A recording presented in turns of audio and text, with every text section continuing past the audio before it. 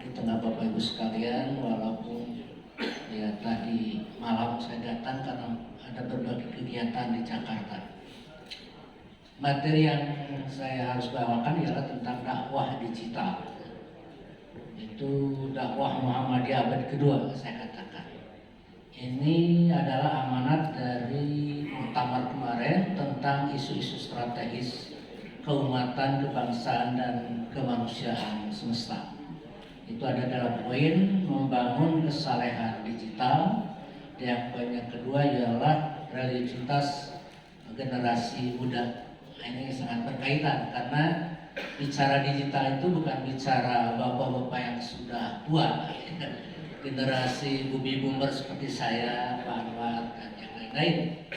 Tapi ini adalah bicara generasi Z dan generasi X, termasuk generasi post Z sekarang ini yang mendominasi penduduk Indonesia. Seperti diketahui bahwa generasi muda ini yaitu generasi yang lahir tahun 81 sampai 2012 itu mendominasi hampir sebanyak ya lebih dari 80% untuk Indonesia. Ya. Untuk generasi Z saja sebanyak 75 juta. Itu yang lahir tahun 97 sampai 2012. Terus generasi X 81, 96, 58 juta. Nah, generasi yang di bawahnya yaitu kelahiran 46 sampai tahun 80 hanya 5 juta ya. Jadi bapak-bapak ini yang kebanyakan generasi baby boomer yang lahirnya tahun 46 ke sini itu hanya tinggal 5 juta orang. Oleh karena itu dakwah kita ke depan itu bukan untuk bapak-bapak yang sudah senior seperti ini ya. Inilah yang masih menghuni masjid dan majlis taklim.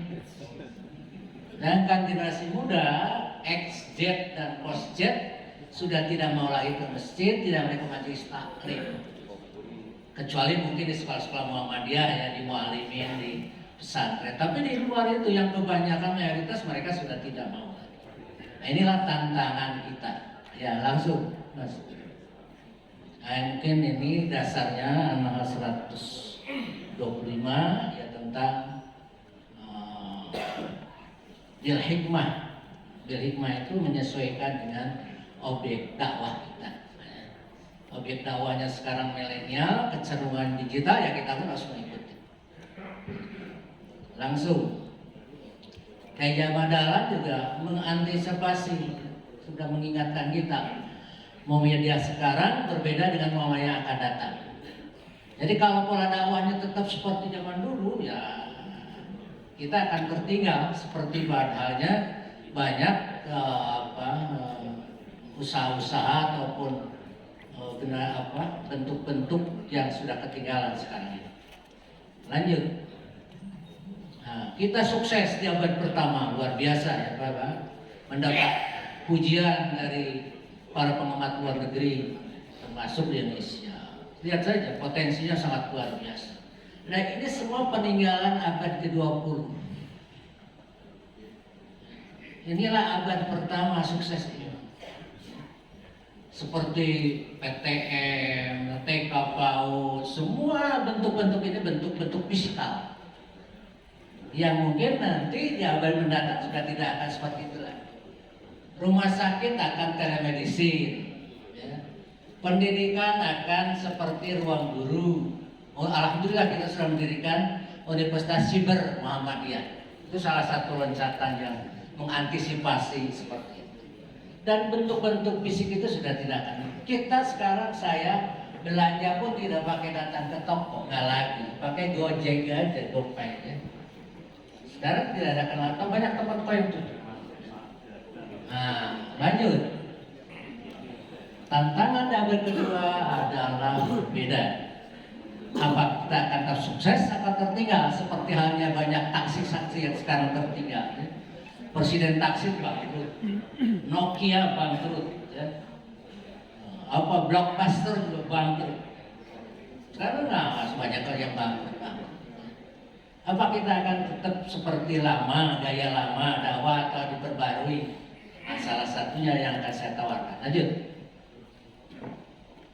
Abad kedua ini adalah dimulai tahun 2012 kita ini. Karena dari 1912 ke 2012 bertepatan dengan perubahan dunia dari fisikal ke digital. Lanjut.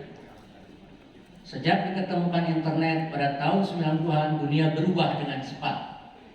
Maka sejak zaman itulah dimulai zaman revolusi industri. Hubungan antar manusia tidak lagi seperti dahulu bersifat organik, tetapi berubah bersifat virtual dan digital. Sekarang hampir sebagian besar manusia menggunakan alat komunikasi melalui jejaring internet, jarak jauh, melalui media sosial dan media online. Lebaran kemarin tidak ada satupun orang datang ke rumah untuk silaturahmi, semuanya pakai WA. Selamat Lebaran, Pak Dadang, Mama Pak Batin, Tepobol Minapel. Jadi kue yang bisa diadu tetap utuh, Pak. Ya itulah perubahan. Saya kira mungkin Bapak tidak ya. Kalau saya sudah terjadi perubahan yang luar biasa. Cukup ini aja orang-orang itu. Inilah apa yang fenomena ini akan berlanjut. Ya. Kita pakai Zoom itu akan tetap berlanjut. Bukan hanya zaman kemarin COVID saja. Saya kuliah sekarang di S3. Ini kan sebuah di jalan di mana saya kasih kuliah pakai Zoom aja di Rosadana.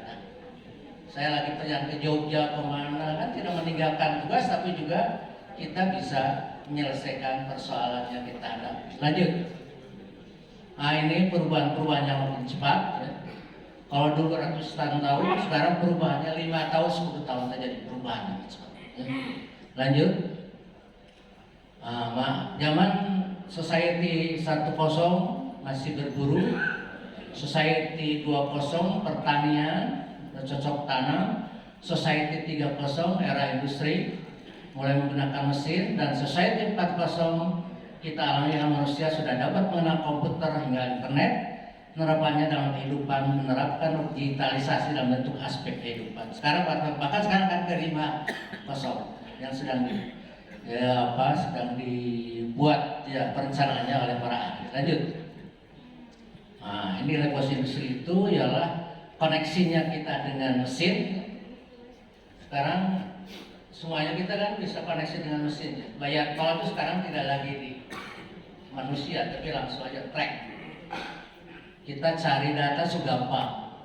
Kita ingin membuat makalah sehebat pun ada JP sekarang. Bapak bisa berbahasa apapun bisa. Itu kelebihannya sekarang. Kalau kita terkoneksi ke seluruh dunia. Sekarang tanpa ada jeda waktu. Di Mekah sedang khutbah, sekarang bisa menyaksikan kita di sini. Luar biasa sekarang. Yang ketiga, lahirnya yang disebut dengan smart robot. Yaitu robot-robot yang dibuat, jadi ke depan itu manusia mungkin digantikan sebagian oleh robot. Dan ini akan mengerikan, Pak ya. Mungkin seperti dalam film